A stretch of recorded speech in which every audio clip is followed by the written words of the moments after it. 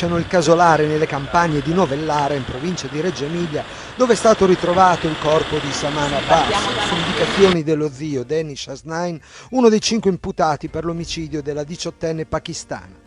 La ragazza sarebbe stata uccisa dai suoi stessi familiari la notte tra il 30 aprile e il 1 maggio 2021 perché si era opposta a un matrimonio combinato con un suo cugino. E a quasi 2 anni dalla sua scomparsa ancora non è stata stabilita una data per i funerali della giovane. Chi potrebbe decidere è il fratello, da poco diventato maggiorenne, l'unico della famiglia non coinvolto nell'omicidio ma che non si è ancora espresso al riguardo. I militari dell'Arma hanno raccolto 2 quintali di terra dall'area dove era stata seppellita la giovane, sono stati stoccati all'interno di container e trasportati all'aeroporto milanese di Linate. Verranno analizzati dagli archeologi forensi del Tribunale di Reggio Emilia, dove in corte d'assise è in corso il processo sulla morte di Saman. Venerdì prossimo, nel corso della 4ª udienza, dovrebbe collegarsi in video dal Pakistan il padre della 18enne, Shabar Abbas, uno degli imputati. La madre ancora latitante.